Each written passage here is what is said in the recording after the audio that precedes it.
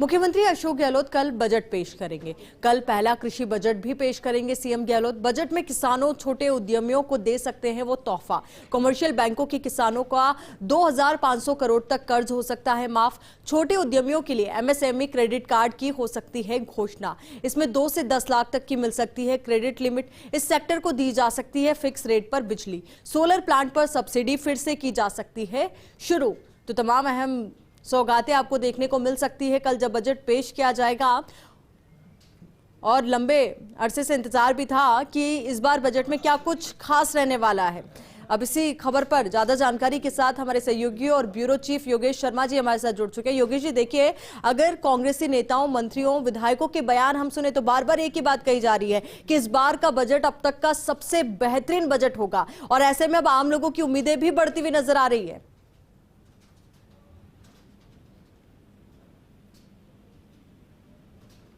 देखिए, बजट को लेकर क्योंकि ये जो बजट है इसके ठीक 2 साल बाद चुनाव होने, तो ये बजट इसके महत्वपूर्ण जाता है कि कांग्रेस सरकार का जो घोषणा पत्र है उसको बाइबल मानकर राजस्थान में कांग्रेस की सरकार ने शासन शुरू किया था।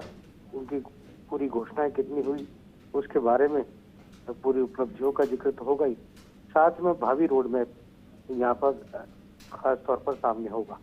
और मुख्यमंत्री ने इस बार तमाम अलग अलग सेक्टर्स से बात की, इसके साथ ही जनप्रतिनिधियों से बात की, कांग्रेस पार्टी के नेताओं से बात की, विधायकों का चिंतन शिविर था, उसमें विधायकों से राय ली, उनके क्षेत्रों में क्या क्या डिमांड्स है वो जानी। और उसके बाद तमाम कांग्रेस के संगठन, प्रदेश कांग्रेस कमेटी के सदस्य, एआईसीसी के सदस्य, उनसे बात की, उनसे उनके डेलीगेट से बात की। तो एक तरह से कहा जाए तो ये पूरा का पूरा जो बजट को लेकर एक तरह से कहा जाए कवायद है, ये एक विस्तृत रूप से मुख्यमंत्री गहलोत के द्वारा की गई है। बजट लोक लुभावन होने के साथ साथ जमीन पर उस बजट के आकार लेता हुआ नजर आए। जमीन पर वो बजट एक तरह से राजस्थान के विकास की अवधारणा को लेके और जिन जिन सेक्टर्स में काम नहीं हुए हैं उन सेक्टर्स में और तेजी से काम हो। मोटे तौर पर सड़क, शिक्षा, चिकित्सा, स्वास्थ्य और कोरोना के बेहतरीन मैनेजमेंट के बाद जिस तरह उद्योगों पर असर पड़ा था कोरोना के कारण, चाहे रोजगार का संकट पैदा हो, वो तमाम सेक्टर्स को लेकर यहाँ पर आगे बढ़ते हुए बजट की और मुख्यमंत्री का ज्यादा फोकस रहेगा।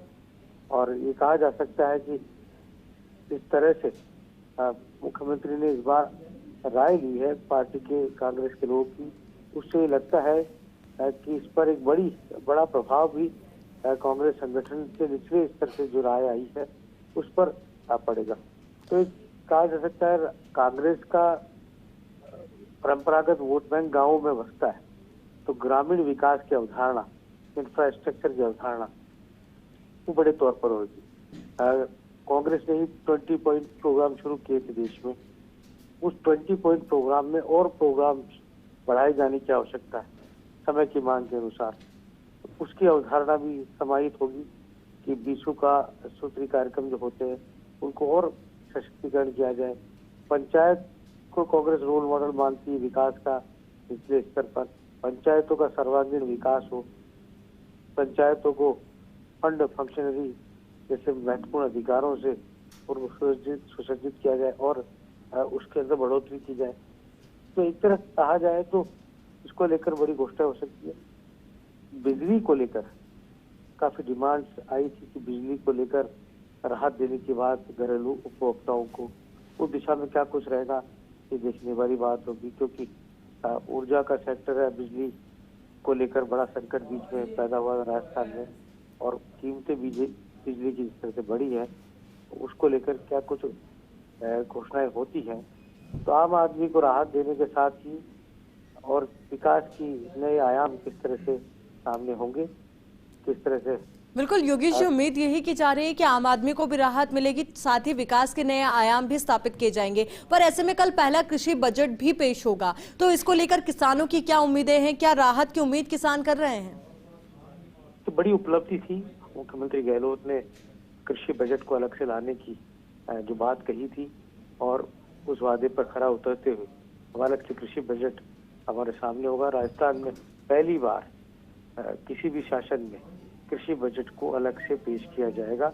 ये कल पेश होने वाले बजट की सबसे अहम बात होगी। कृषि आधारित व्यवस्था वाला प्रदेश है राजस्थान, और यहाँ पर ग्रामीण तबका बड़ी तादाद में रहता है। कृषि के अंदर सबसे महत्वपूर्ण जो मुझे जो लगता है जो बात हो सकती है कि कृषि में इस्तेमाल आने वाले जो उपकरण हैं जिनको लेकर खास तौर पर आम किसान, गरीब किसान उनको खरीद नहीं पाता, उसमें ज्यादा सब्सिडी देने की बात होगी।